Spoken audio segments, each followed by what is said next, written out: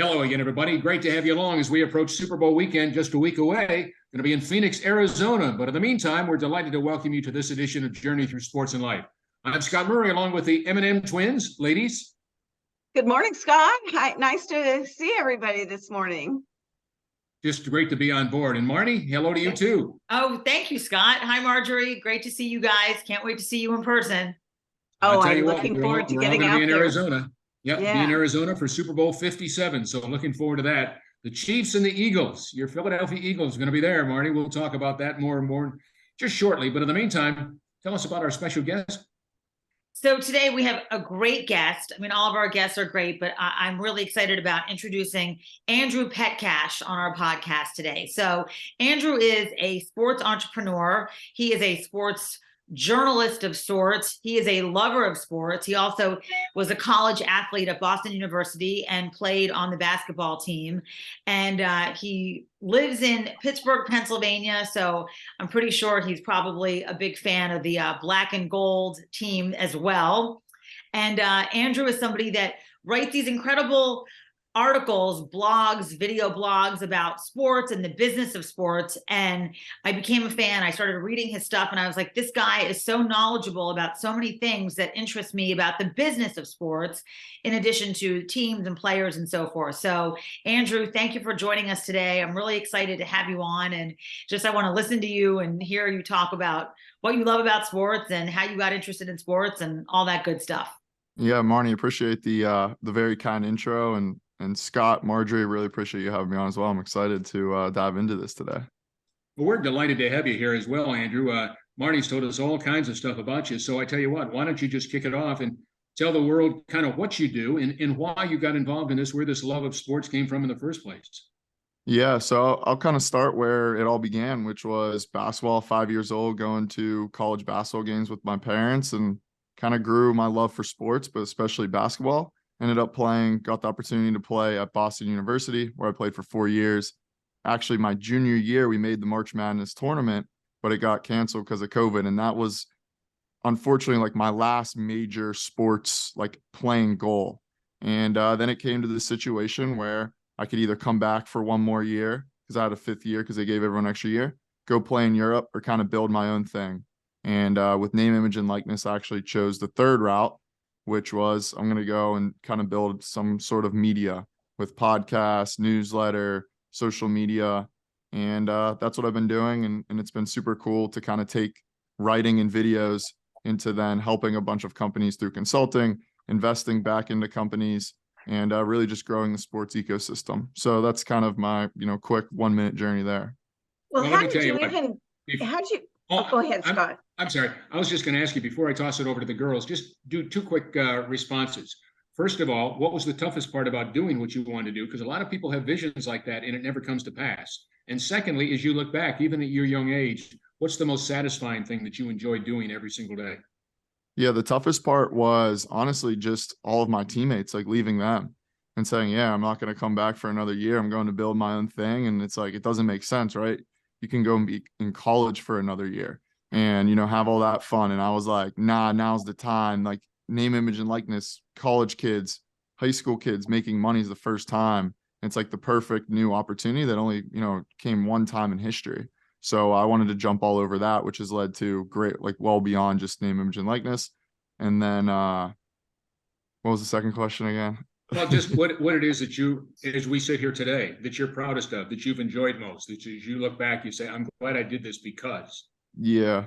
What I'm most proud of, honestly, is just my discipline. Like, every day, just to show up. It's really hard sometimes to, I'm traveling or it's late at night and I'm like, man, I can miss this week, or I don't need to put a Twitter post out tomorrow. I don't need to put a newsletter. People won't care.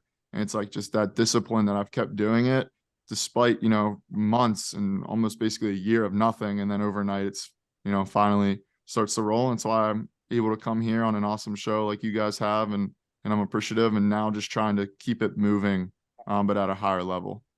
That's good for you. You mentioned a year of it, kind of before it took off. So that's where I was going with my question. How did you get it to get going? How did you get traction?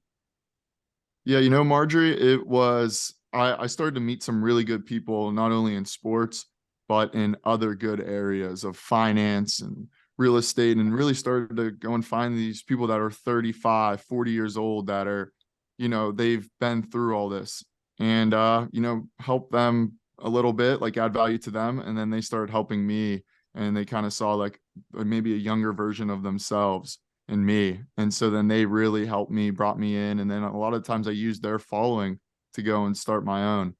So it was actually when I flipped it of like, it's all about me to it's actually about helping other people and like adding value to not just like readers, but also adding value to other creators. And once I started doing that, it's like, it just all opened up. And it was honestly kind of like a paradox to me, where it was like sometimes who you think was your competition was actually the greatest collabs and the greatest people for you. Wow. So that was super fascinating for me. Mhm. And I wish I knew it earlier, but everything kind of happens for a reason. That's one of my things too. And before I throw it to Marnie, who's your target? What exactly are you doing specifically? Yeah, my target, honestly, like if you could pick, say, okay, you can only have one type of reader, it would be founders of sports companies or pro athletes that have done business stuff or investors in sports. But through that, I've attracted a ton of just people that enjoy reading what I do. And they're just, fans of sports, or they just like, how I write or how I talk or who I have on the podcast. But yeah, I would say it's really the people building. I always say it's like, I want to help the people building the future of sports. And I always like, one of my things is like to creating a better future in sports. That's like kind of how I end a lot of posts and stuff. And so it's like those people, because to me, sports can impact the world. And I believe that every day with what I do. It might be the tiniest bit. It might be, 0.00001%. But like maybe I put out a post that some pro athlete sees and he likes it. And then some kid from I don't know, Asia or Africa sees it. And then he goes on to become a next great athlete.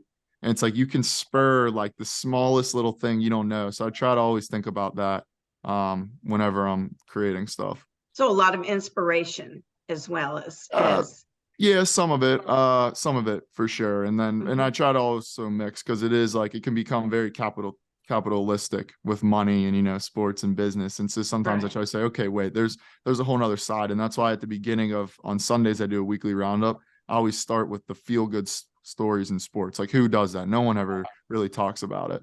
So I always try to start with that and say, okay, before we start getting into the money and all that stuff that a lot of people care about, I'm like, all right, let's start with, this athlete donated $10,000 or whatever. Mm-hmm. Yeah, well, I noticed that you did that in your Tom Brady story the other day and talk about his philanthropic endeavors. And I do think that athletes and people in the sports world tend to be very philanthropic. They really enjoy giving back, whether it's through their time or whether it's through their financial resources or finding ways just to help out. It definitely seems to me that people in the sporting world are excited about making a difference. So, all right, Andrew, so who would you say, where did you, discipline and grit, those are things that obviously one cannot be anything in the real world without having those, but certainly being a college athlete and then going on and then creating an incredible business for yourself. Where did this discipline and grit come from? Like where, family, like where did you develop this skill? Yeah, I would say it started right with my family. I mean, my dad, he owns his own business, and I would just see every day, like he was waking up at 5 a.m. and it's just, I mean, he still does it. He owns his own medical practice, and he's a surgeon. And then he also coaches basketball, like the high school basketball team. And so people are always like, how the heck do you do both things? Like, most people. That's a great question. Yeah. And so like, he's like, I don't even think about it. I just do it. And so it's just like this attitude, you grow up and I think your environment shapes you, a lot of you. And so to me, when you're growing up in that, and that's what's expected. And it's like, he would never even like force me to go shoot basketball or do anything, but he'd be like, did you get better today? Like he would just leave open-ended questions. Was he your coach? He was my coach up through. And then when we got to high school, he actually became an assistant. And then it was funny. I have two younger brothers. My middle younger brother, he's actually playing Division I, II at Binghamton University in New York right now. And then he became the coach right after all of us graduated, like the year after. So he never got to actually coach us as a head coach in high school, but now he's coaching the team and like none of us are around. And So that's pretty fun. he's still a surgeon and head coach of this basketball team. Yeah, that's certainly something. You had no desire to be in medicine? Be a surgeon or be a doctor? You know, my first semester I got to Boston University. I was thinking, oh yeah, I can play college sport and do, you know, pre-bio or biology. And I went to the first 2-hour lab. I came back to my guidance counselor lady and I said, yeah, I think we're gonna need to change this up. Out of here. Yeah. And she was like, great. yeah. She's like, Yeah. I tried to tell you before. And I was like, yeah, I'm gonna go do business. No medical stuff for me. But my middle brother, he is doing that. He's still playing. He's a senior this year, and he's done what I said I couldn't do. And so I'm amazed. Did the pre-med, huh? I was in pre-med. That's why I asked you. Yeah. So you know, he's the real beast, I guess. I copped out and said, oh, I'll go study finance and real estate. I don't need any of that biology. So in your family, we've only got about 30 seconds left before we have to take a break. So I'm just going to say, how many people in your family then? How many kids? Yeah, it's me and 2 brothers, and then my mom and my dad. And my mom's a beast as well. She worked for the Penguins, Steelers, Pirates. And Does she know that you call her a beast? yeah, she'd love that. That was Yeah, a joke. I know, that's great. I love it. That's a compliment. Yeah. That was a joke. Well, that's very cool. Well, it sounds like an incredible family that you're a part of, and I can see why you are doing as successfully as you have. Is, you know, everything that Marnie told you about you. I can see why she feels that way, because you are above and beyond. From how old are you? 24. Yeah, that's what I thought. You look like you're in your 20s, for Pete's sake, and so yeah. I look well, like a ghost. I haven't been. I'm so white right now. I haven't been. No, you're fine. I'm in all these cold states. I'm looking at myself going, Yeah. wow, I think you guys can see through me right now. I hear it. We've got to take a break. Andrew Petcash is our special guest. Journey through sports and life. Coming right back.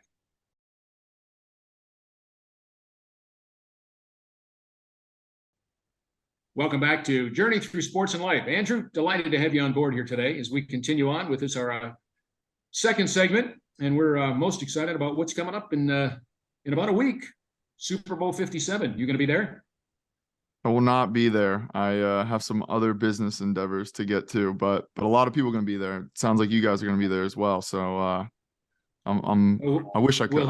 We'll hold down this fort for you. Yeah, please do. I just wondered, you know, as a kid growing up, as I listened to everything you're saying, and I had 2 incredible parents. That it sounds like your family was much like mine.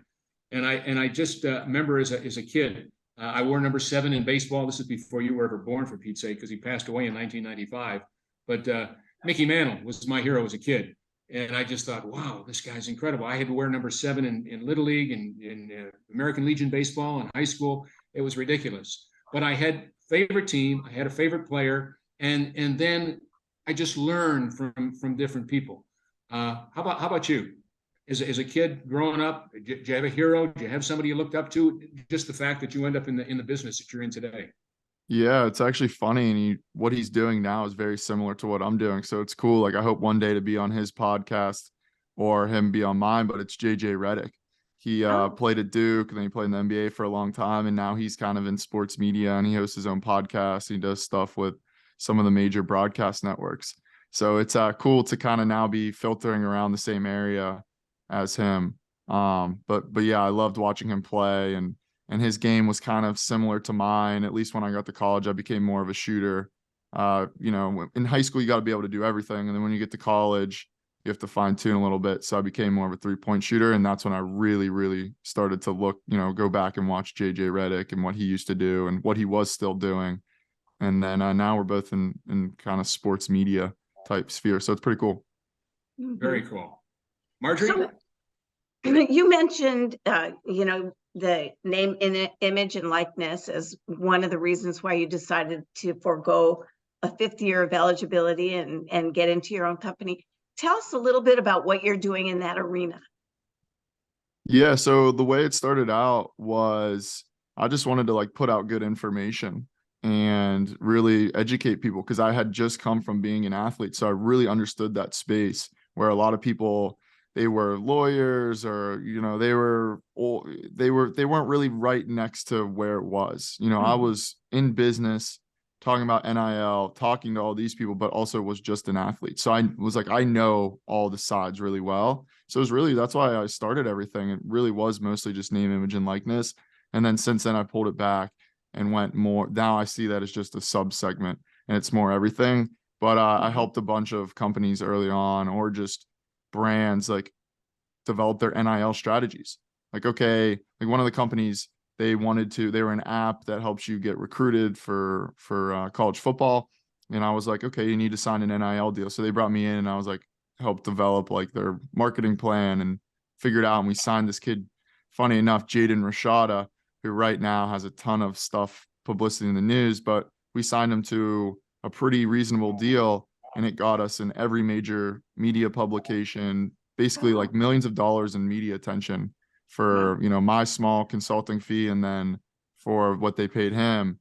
And now he just signed, he got the whole debacle where Florida was going to pay him $13 million. And then he just, now he's at like Arizona State or something, but it's just funny to see it all play out. But I don't do as much in NIL, name, image, and likeness anymore. Oh, okay. Arizona State's my alma mater, by the way. So. Oh, really? Yeah. Watch what you say. Yeah. I was just going to say, it sounds like a great party school. That's all I've ever heard about State. So I don't know what it was like. I don't know what it's like anymore. But when I was in college, everyone's like, you got to go to Arizona State. I'm sure it hasn't changed. Girls are really pretty there. I have heard that. I've heard all kinds of things, but every school is what you make of it. So, there was also a good number of people that were in the library. I won't tell you where I was, but we already know, Marjorie. We already know. Well, it's funny, I went to Penn State and I graduated in 4 years, which makes you dumb because the smart people stay for 5.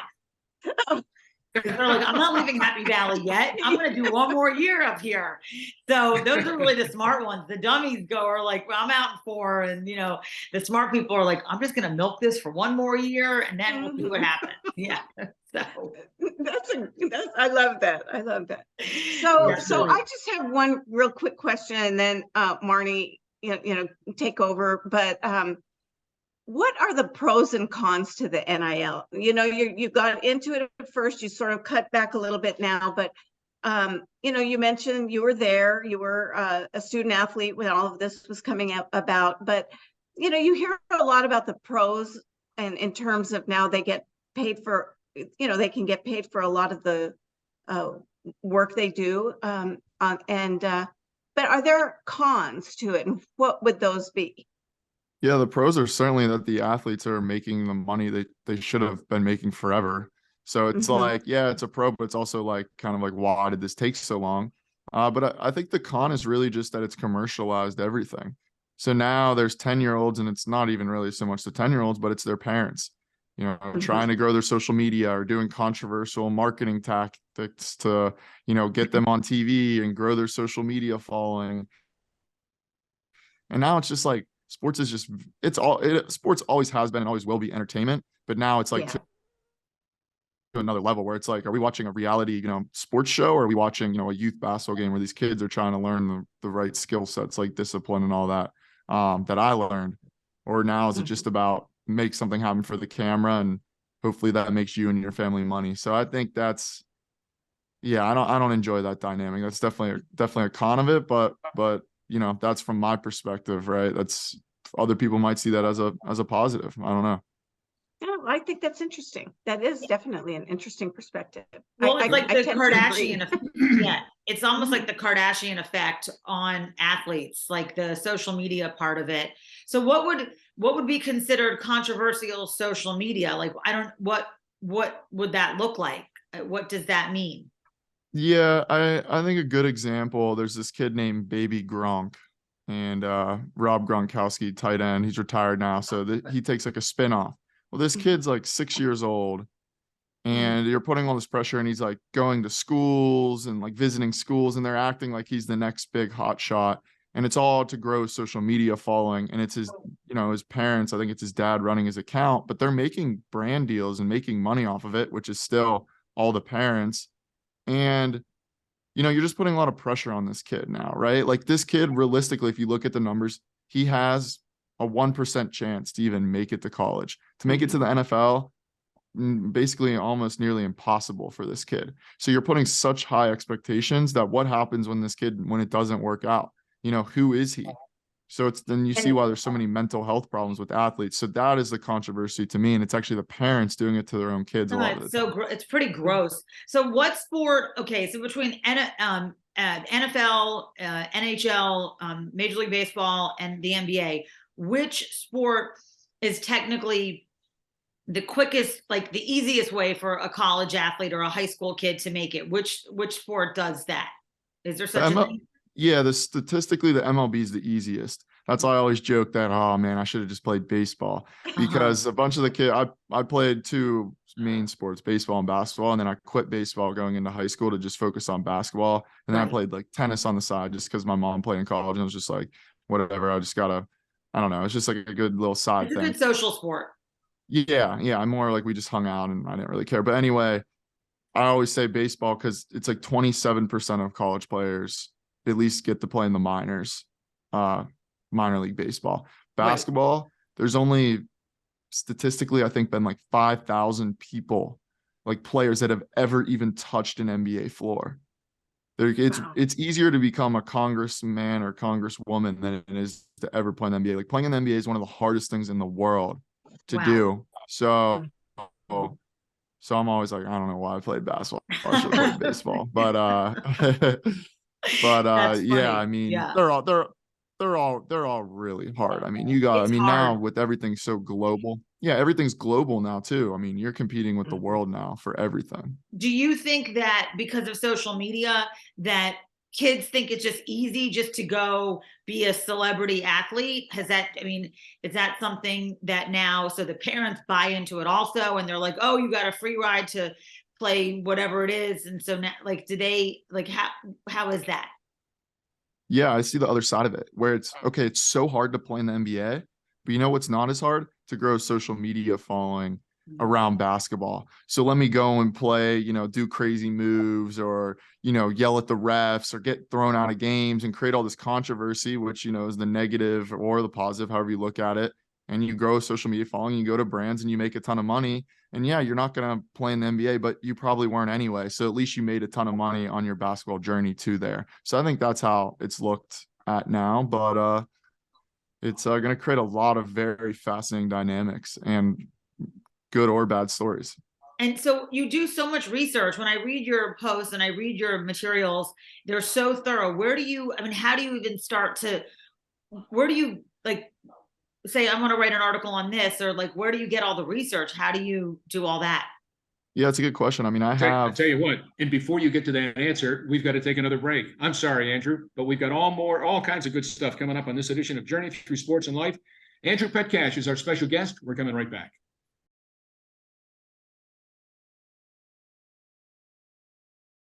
Welcome back to Journey Through Sports and Life.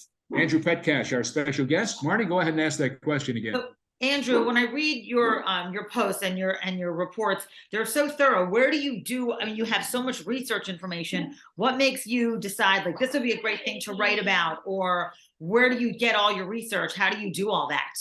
Yeah, Marnie, funny enough, there's actually so much I want to actually cover that there's too much. So to me, it's actually the point of trimming it down. I have just all these things. And I'm like, this is fascinating. This is fascinating.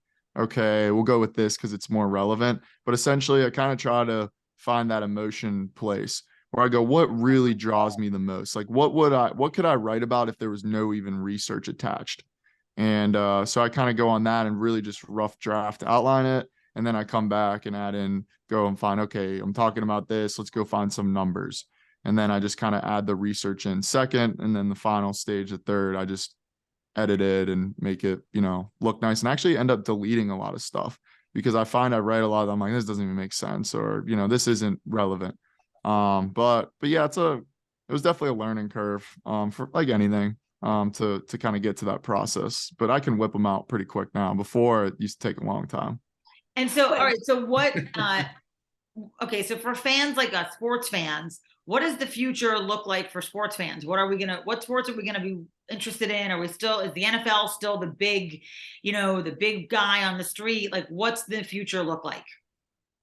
Yeah, there's so many ways to go with this question. So I'll go with one, but I think a lot of it is just the younger generations, our attention spans are so short just from phones and everything that I have a hard time believing. Is that because of social media? Social media, phones, just instant gratification, video games where you're trying to get to the next milestone, all this stuff. Okay. That to me, I have no interest in baseball because like I can't even, my attention span sucks too. And like I see my younger cousins that are 10 years younger than me, and so cell phones kind of evolved with me. Like they kind of came around like through. So I'm at this very interesting stage of like all the kids my age of like, we came up with them, but they weren't good when we first had them. But my cousins that are 10 years younger than me, like iPhones were right there, like when they were at the age to get phones. So they don't know anything different. And these kids, like their attention span is just absolutely awful. So so they won't even watch baseball, or do they like it at all? I mean, because I know Major League Baseball is really struggling trying to find people to be fans. Yeah, so they'll watch like the Savannah Bananas, which I'm not sure if you're familiar with, but it's very entertainment. Yeah, so like it's all that type of stuff that I'm like, these sports are going to have to become even more entertainment based. And that's why I say it's funny that like the kids and the athletes are taking this more approach, that I think the leagues are actually going to have to start to do that as well. But then what happens when that all shifts? What does it actually look like? And I think we might not even become as much about talent anymore for fans. It might just be who's the most entertaining. Like, and I think fans are also going to have right now you can bet on games, right? But I think there's going to be real integrations of like fan controlled football. Like, okay, we want to pick the plays, or, I'm a Steelers fan. This is the jerseys I want to wear next game. So I think there's going to be more control to keep people's attention and feel like they have some stake in the game. That's where I see it going for fans. Is that a good thing or no? I think it's all how you look at it. I think fans should have some say, right? Because sports, like you have to look at it always like this, like without athletes, sports are nothing, but also without fans, sports are nothing. Like we saw that over the pandemic. Like I realized how much I played basketball for the fans, which probably wasn't the best thing. Like I was thinking about this, like, wow, I played for the crowd a lot of the time. Like when we had nobody in the stands, I was like, this is stupid. Why am I playing this basketball game right now? Like this is so. And so I kind of realized to myself, like, how much do I actually like basketball, or how much do I actually like, putting on a show and, getting everything else that comes along with that. So I think it's all going to be what the fans want ultimately. And I think we're just going to get more control and more say and management and in-game stuff. And yeah, I mean, like halftime shows are going to get crazier, but I think it's going to be fun. I mean, we'll see. I don't think anyone really knows where it's headed. So what's your favorite area to focus on? Well, there's so many. I really like focusing on the athletes and what they're doing business-wise. I think it's super interesting to see these people and I say athletes are some of the highest performers in the world. I mean, think about what they do. There's so many people that say, oh, I want to be a pro athlete, but you have no clue what goes into their daily life. You have no I mean, you're a warrior, truly. Like to go and show up every day to put on a show for fans physically, that's really hard. I mean, there was days I was so sore just being a college athlete, and we played 30 games. NBA teams play 80 games to show up and be at your best, but then also go and start businesses, invest in companies, have people you just got to trust to manage your money, or start charities, and they're doing events. It's like, I mean, your schedule is packed all day. And so to me, like focusing on the ones that are excelling at that, I think that is like also motivation for other people to say, hey, I can be doing more. I mean, look at how much they're doing. Look how much they're impacting the world. They're doing it physically, mentally, business-wise, everything. And so to me, athletes are the most impressive people on the planet, especially the modern day ones that have all these other business things going on, because before the stigma was that they go broke. But that's not really the case. Now they're like the next wave of elites, which is a whole nother conversation we'd have to have. But it's that's what I like focusing on, because it's a fascinating dynamic. We got a Super Bowl coming up next week. What do you think about that? Are you into the Super Bowl, first of all, and all the hoopla and all the hype that goes on around that each and every year? Or? Yeah, that's the full, Roman Coliseum spectacle at play. That's what people forget, how sports evolved. Like, I mean, it's just like people like to think of sports in this glorified way. And it was like, yeah, sports have been around for a long time. Before, people used to kill each other, and that was a sport in a Coliseum. And now they just give each other concussions and brain injuries that last forever. So it's still really dangerous. And then you put all these spectacles and the Super Bowls that end finale. So I don't know. I look at sports a little philosophical too sometimes. Like, there's a lot of interesting dynamics and old cultural rituals that go on, and the Super Bowl is at its peak, and also shows like how corporate runs the world. Just with, you see all the advertising and all that. But Right. yeah, like I said, we could go on a lot of different tangents here. Sometimes I love I hearing get out of I mean, sports. it definitely has become so corporate. I think back on how it was in the early 80s, and you guys know, because you were, covering, you were there on the sidelines covering it, and just the different attention that the athletes get, and the whole, they extended. It used to be the week after the championship game was the Super Bowl, and then they started to drag it out an extra week so they could probably make more money and do more things and have more events and so forth. So it really becomes such a huge financial piece of the entire year. And obviously people buy into it. We all do, because we get excited about watching it. Yeah. And I think, honestly, like, one of my questions for you is like, how much more profitable can sports get? Like, it's something I always say, like, how much bigger can the NFL get? How much more money can it make? Is there a peak? I mean, these teams now are selling for 4, 5 billion. Like, can they keep going up, or are we eventually going to hit a peak? I don't know. I covered the Dallas Cowboys for the Dallas Morning News and the Fort Worth Star-Telegram back in the 80s and 90s. And Yeah, when the Cowboys used to be in a Super Bowl. Yeah, exactly.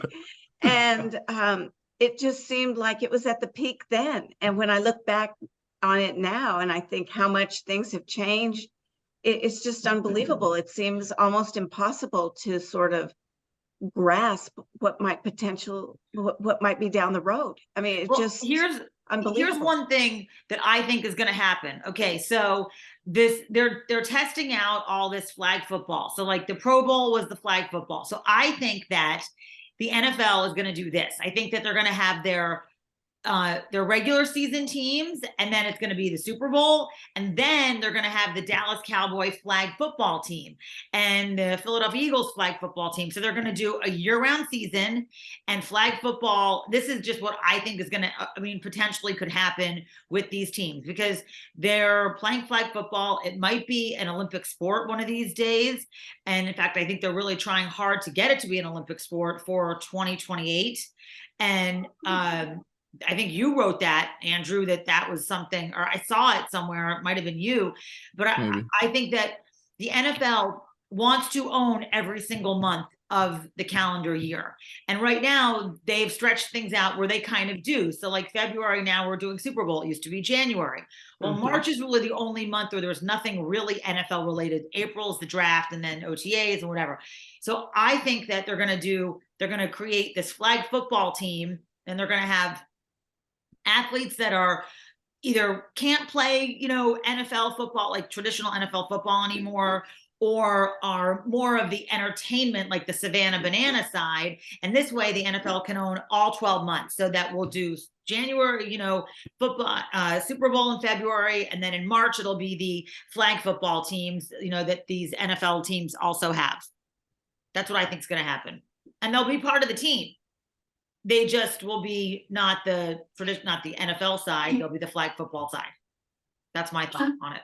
All right. I'll tell you what, Andrew, that's great stuff, which you've shared with us, Marnie. I never really thought about it to that degree. Yeah. We've got to take a break before we come back for our home stretch and our final segment. So we'll simply say, Andrew, think about what Marnie has just shared with us.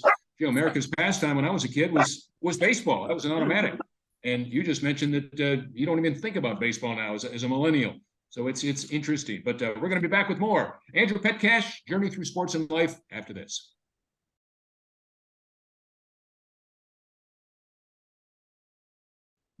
Welcome back to Journey Through Sports and Life. Andrew Petcash, our special guest, as we head down the home stretch. Andrew, kind of pick up where Marnie was just before the break and her response, and her thoughts on what lies ahead. What do you think? Yeah, I mean, Marnie made some great points in there. I never even really thought of that, the whole 12-month schedule. And you see that in so many sports. I think what we're going to also see is the NFL has tons of initiatives in Africa and Europe now where, yeah, flag football is going to be a piece of it. But I also think these leagues are either going to spin up small leagues / teams in these other continents, or they're going to have games like, maybe the best players in Africa or the best players in Europe, or maybe the Africa team plays the Europe team or things like that. I think they're going to try to incorporate global, because it's like, all right, you've maximized revenue in North America, but we haven't even touched, American football in Europe, Africa, Asia. Let's go figure out what that looks like. And I think it'd be interesting, like if they got a team in London or a team in Mexico City, what does that look like? I mean, you see it in, obviously NHL has a ton of Canadian teams, but really outside of Canada and US, these leagues are limited geographically. So what does that look Do you like? like the idea? Do you like the idea? I hate it personally. I think it'd be really stupid if the Pittsburgh Steelers had to go play the London whatever. Like I don't know. To me, that kind of defeats the purpose. I do think it's cool how regions have their own type sport. Like yesterday on my podcast, I had a gentleman that's a big cricket fan and business guy out of Australia, but he's doing a ton of stuff in India. And to me, it's like really cool that region's cricket, and then soccer encompasses a lot. And then in America, or North America, we have really baseball, football, basketball. We have a lot. I guess we have a little bit of everything. But I don't know. I don't know what it's going to look like when everything comes together. But I think that's the point of, like, we're going to lose some sports or they're going to fall off. But then you're also seeing new sports like pickleball. So where does all this go? I don't know. But to me, the good point is that sports are growing and the money's still increasing somehow. Would I buy a team? Probably not. I saw the San Francisco Giants are selling 1.5% of their team. And because I work with a bunch of these business partners of pro athletes, it got sent across my desk to see if any of the guys like it. And I looked at it, I'm like, oh, this is interesting. Maybe these guys would want a baseball team. And then I looked at like what they're valuing it, and I was like, this is absurd. They're valuing the team in a crazy amount. I was like, I don't know who's buying that. And I'm like, that's why it's coming across my desk, because this must have crossed like 30, big time people, but like $7-8 billion valuations for these teams. And I'm just like, wow, that's It's crazy. wild. It's crazy. Yeah. Well, So if people want to find you though, Andrew, how can our listeners find you? Because I think yours and then before that, I saw that there's a Spanish national team that plays the game called horseball. Yesterday I saw, do you know what horseball is? Enlighten it's like me. Polo, only basketball. So you might want to look into that. Yeah. And they have a Spanish. So you're on a horse and you're galloping towards with the ball in the basket. And there's a Spanish national team for horseball. Wow, they're just interesting to watch. Yep. Yeah. We got everything these days. Yeah. All right, so how do people find you, Andrew? Yeah, you can find me on social media at Andrew Petcash on basically all of them. And Petcash, Petcash, right? Yeah, just Pet and Cash put together. And then my website is profluence.com, where kind of is the central location of everything. But yeah, that's pretty much the simple answer. That's it. Super Bowl. What do you think? Who's your pick? The Eagles are really good. You better say that with Marnie in the room. Yeah. Yeah. But my second point is the Chiefs are really good too. So I don't know. If I had to, I'm not a gambler. Luckily, a lot of my friends are, but they're all like trying to get insights. And I'm like, if I had to put my money on something, I would take the Eagles. But I don't know. I'm indifferent. I'm just hoping it's a good. I hope it's a good game. Brothers playing against each other. I think it's the great classic why people think sometimes the NFL scripted. The brothers playing each other. Andy Reid against his old team. There's a lot of cool storylines. There really are. Yeah, this should be a great one. Totally agree. Yeah. No, you're both right. You're both spot on. Well, yeah, I don't know if you've noticed on social media, there's a lot of people the last couple of weeks just talking about, the NFL scripted all this, and it's been it's been pretty funny too. I don't know though. You watch like the NBA documentary of the refs, and it's like, yeah, I'm sure they want some teams, but like to say it's all, scripted is kind of absurd. Like, guys get hurt and push people. But I don't know. I think it's a funny debate that's kind of going around social media right now. And one quick thing. Okay, so the follow-up with DeMar Hamlin. So the entire world was cheering for DeMar and praying for DeMar. So now what happens? Like, do we just forget about it? Or do we, like, what happens now? What happens to DeMar? But what happens with everybody else? Like, now what? Just like everything in America that we do, we just move on to the next thing and support whatever the next cause is. So I don't know. I know I played against DeMar in basketball. We grew up in the same area, so I know him a little bit. And then I know his business partner, Jordan Rooney, really well. And Jordan just said it's like tough because he gained a ton of notoriety and publicity from the situation, and it's helped his business. But he also said, like, it's not the reason I wanted to. And now some people come to him and be like, oh, you're a scam. Like you, but he's like, I was with DeMar for 6 years. Like, I was growing with this guy before anyone knew him. And I just think it's a shame that he became popular and this big figure, and he's signing, like American Heart Association. They just signed a huge endorsement. I just think it's like bad that like people utilize, like they use all this stuff, but it's like, you also have to give them attention. I don't know. It's a very complex thing you can have hours of conversation around, but I hope, he gets a chance to play again in the NFL. And I think there's still storylines we don't know of, like what really happened and what's really going on. I mean, there's that video of him in the stands and people still don't know like if that was actually him or not. And it's like, even I asked Jordan and he's like, he won't say anything. And I'm like, that's sketchy. Like, why will you tell me if it was him or wasn't him? But who knows? I tell you what, you don't think like a millennial at all. When Marnie told us who was coming on, and she said, I love this guy. I listen to him all the time. And I have to be honest, I don't get a chance to listen to podcasts and what have you that often. And I thought, and I've been most impressed. For a millennial, you don't talk or think like a millennial. So not that that's good, bad, wrong, or right, but I'm just very impressed with how mature you are in a lot of your thinking. Appreciate it. Yeah. My neighbor growing up she used to say I'm an old soul. So she's like, me and her used to she's 70 now or something, and I don't get to have as many conversations. But we always used to, I'd be 15 years old and we'd be talking about, what is the meaning of life and she was like, what is up with you? And I'm like, I don't know. This is just how I think. So it's funny. Very obvious. It's very obvious. All right. So how often do you go to Primanti Brothers? Well, can I do one thing? Can I make a plug about what we got coming up next week? The Perfect 10. I want to do that real fast. You gotta listen to this, Andrew. This is stuff. 10 guys won a Heisman Trophy, then went on to the Pro Football Hall of Fame after playing in the NFL. Only 10. One of them is O.J. Simpson. The other players, because of his storied past, they wanted to be careful how they associated there. So they said, we'll focus on this. So those 9 guys, 2 of them are deceased, Doak Walker and Paul Hornung, but the rest of them are still alive. Tony Dorsett, Earl Campbell, Marcus Allen, Tim Brown, Barry Sanders, Charles Woodson, and Roger Staubach.